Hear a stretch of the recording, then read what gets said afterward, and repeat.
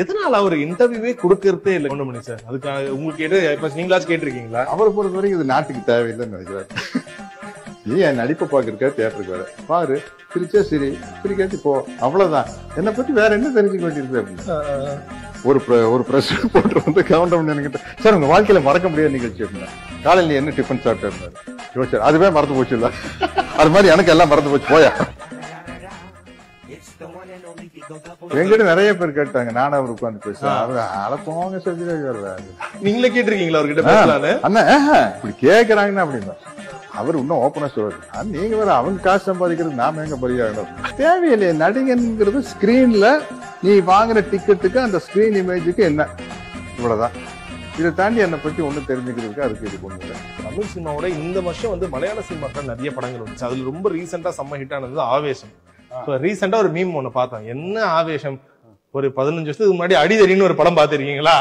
அதுல கிட்டத்தட்ட சத்யராஜ் சார் அப்பயே இதுதான் பண்ணாருன்ற மாதிரி ஒரு அருவா வச்சு கேக் வெட்டுறதா இருக்கட்டும், அந்த சிகரெட் வச்சு நீங்க பலூன்ல உடைக்கிறதா இருக்கட்டும்.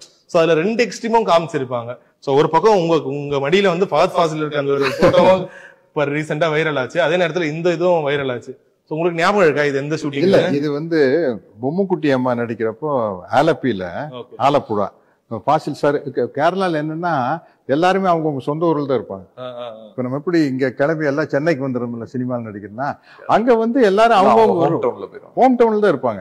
அப்படி அலப்பியில தான் வந்து பூவடி வாசல்ல பொம்முக்குட்டி அம்மாலாம் ஷூட்டிங்கு. அப்போ வந்து ஃபாசில் சார் வீட்டுக்கு மத்தியானம் சாப்பிட போயிருந்தேன். அப்பதான் இந்த ஃபஹத் ஃபாசில் குழந்தை மடியில உட்கார வச்சு போட்டோ எடுத்து, ஆனா ஃபாசில் சார் வீட்டுல லாப்ஸ்டர் பிரியாணி கேள்விப்பட்டிருக்கீங்களா? மட்டன் பிரியாணி, சிக்கன் பிரியாணி தெரியும், லாப்ஸ்டர் பிரியாணி கொலக்குத்து. அது சாப்பிட்டு ஃபஹத் ஃபாசில மடியில உட்கார வச்சு எடுத்து. நீங்க நினைச்சு பாருங்களே. ஆமாங்க, எனக்கு இது ஃபஹத் ஃபாசில் சொல்லாட்டி இந்த குழந்தைதான் இந்த ஆவேசம் குழந்தையா எனக்கு தெரியாது. மாமன்னன்லயும் ஆவேசத்திலயும் கலக்கிறது இந்த குழந்தைதான் எனக்கு தெரியாது. இந்த கனெக்ஷன் உங்களுக்கு எப்படி இருந்துச்சு? அடிதடியிலயும் கிட்டத்தட்ட அது மாதிரி தானே. இந்த பாலுக்கெல்லாம் ஒண்ணு சொல்லி இருப்பீங்களா? அதெல்லாம் அநியாயம் சார், நம்மளா பால் கொடுக்க மாட்டேன், எங்களுக்கு வரலங்க, நாங்க நாங்க பண்றது ரொம்ப ஓவர் தான் அந்த டைலாக். பட் நியாயமான விஷயம் தான், நியாயமான விஷயம். நான் ஆவேசம் பார்த்தேன், அவரு ஃபஹத் ஃபாசில் எக்ஸ்ட்ராடனரியா பண்ணிருக்காரு. பட் வேற பேட்டர்ன், என்ன மாதிரி அவர் நடிக்கல. அந்த கதையினுடைய களமே வேற. ஒரே ஒரு விஷயம் தான் என்னன்னா வந்து, ஒரு டான் ஊரை சுத்தி வர ஆம்பளைகளோடய வாழ்ந்துட்டு இருக்கிறார். வேணும்னே வந்து சத்யராஜ் சார் வந்து ரஜினி சார் கூட நடிக்கிறத தவிர்த்துக்கிட்டே வராரு. இது ரொம்ப வருஷமா உங்ககிட்ட கேட்கப்படுற ஒரு கேள்வி. அது வேணும்ட்டேவா இல்ல கரெக்டா அந்த இது இல்லவே இல்ல. ரஜினி சார் கூட எனக்கு கேட்ட ஒரே படம் சிவாஜி. சிவாஜில இதுதான் நடந்தது. சிவாஜியில வந்து அந்த வில்லன் கேரக்டர் கேட்டாங்க. நான் சங்கர் சார்கிட்ட சொன்னேன், சார் ரஜினி சார் கூட நான் கடைசியா நடந்தது மிஸ்டர் பாரத்.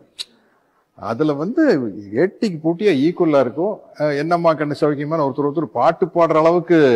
அதனால எனக்கு அதுக்காக படத்துக்கு கூட நான் அவர் பாடிட்டு இருக்க முடியாது.